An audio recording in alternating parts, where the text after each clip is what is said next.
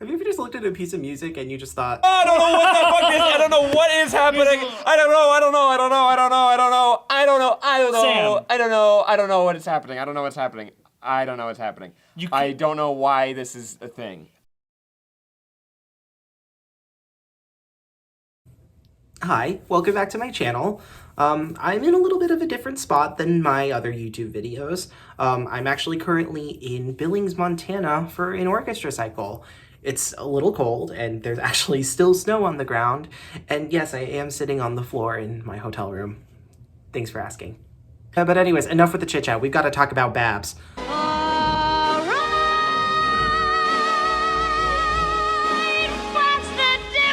No, not her, even though I could literally talk about Barbra Streisand for hours. We're talking about Milton Babbitt, baby. Yeah, I'm talking about Mountain Dews, baby. Now, Babbitt is a composer that's a little hard to comprehend after one listen or a look at the score. But with a little patience, some applications of basic post-tonal analysis skills, and a clear mind, you'll find that there's actually a method to his madness. What at first looks like esoteric nonsense can actually become quite rigidly structured art.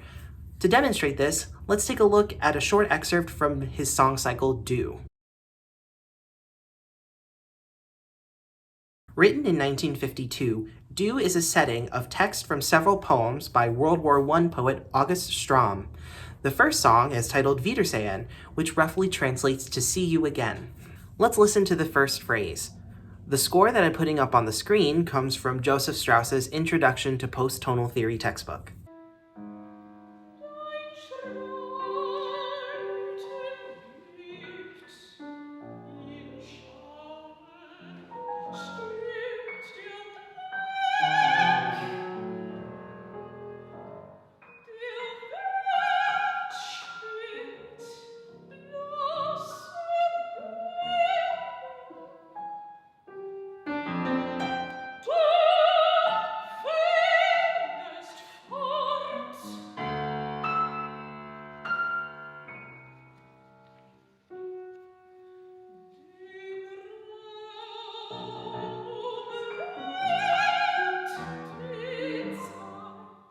You could really hear the difference in post-tonal style between Babbitt and, say, someone from the Second Viennese school.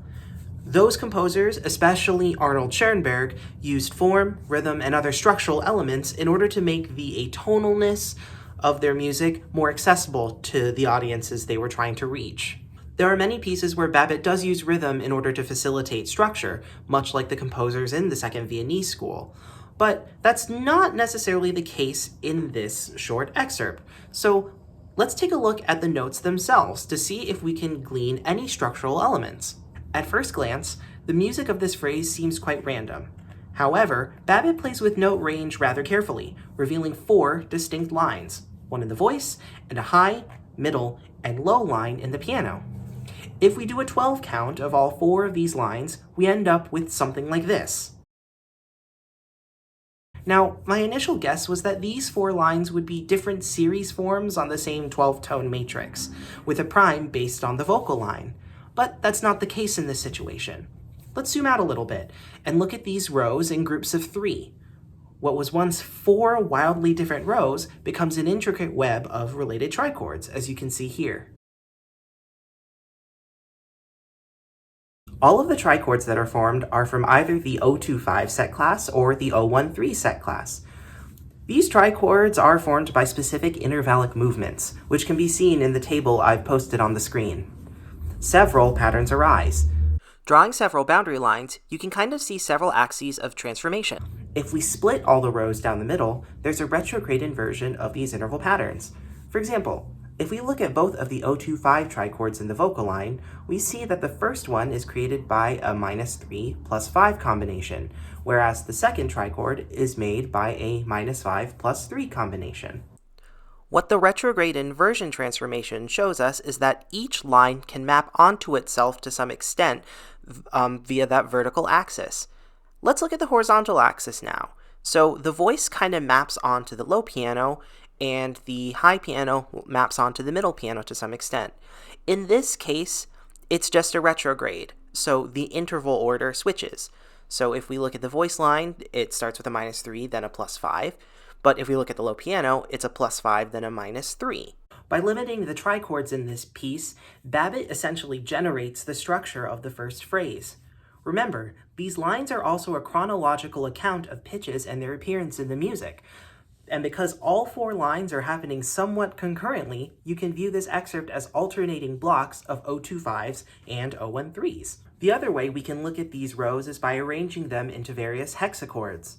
For example, if we split each of these lines in the middle, we're still left with only 2 hexachords across the board.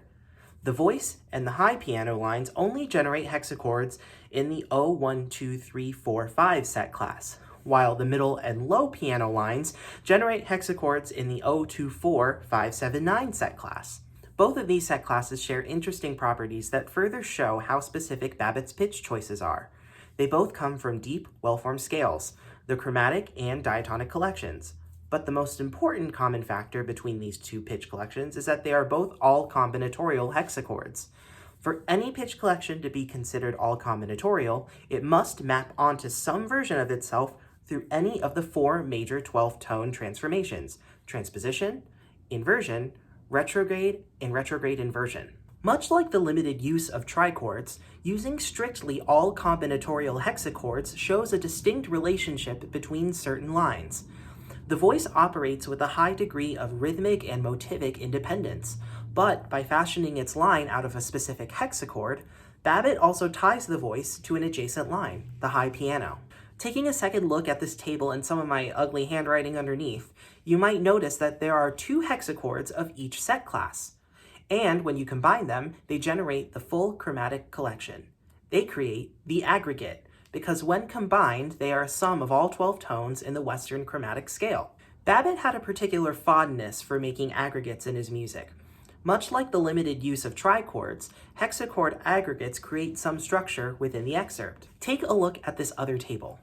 If we combine the highlighted trichords, we end up with 2 different hexachords. The one on the right, by the way, is another all combinatorial hexachord. These also create aggregates, so not only is the aggregate eventually completed linearly, it's also being completed in those same O25 and O13 blocks that I touched upon earlier. This excerpt demonstrates how Babbitt weaves pitches together, both vertically and horizontally. These relationships are subtle, but once you see them, you are guaranteed to see them again. I really like the music of Milton Babbitt, and not just because I'm a huge music theory nerd. He's a master of atonal music and crafts rather plush and elegant lines from even the most jagged fragments of notes, as we've seen in this song cycle. I hope this video inspires you to listen to even more of his music. Post-tonal music can definitely be intimidating for a lot of first-time listeners, but with the right mindset, you can find the most beautiful moments. Well, I hope to see you again soon.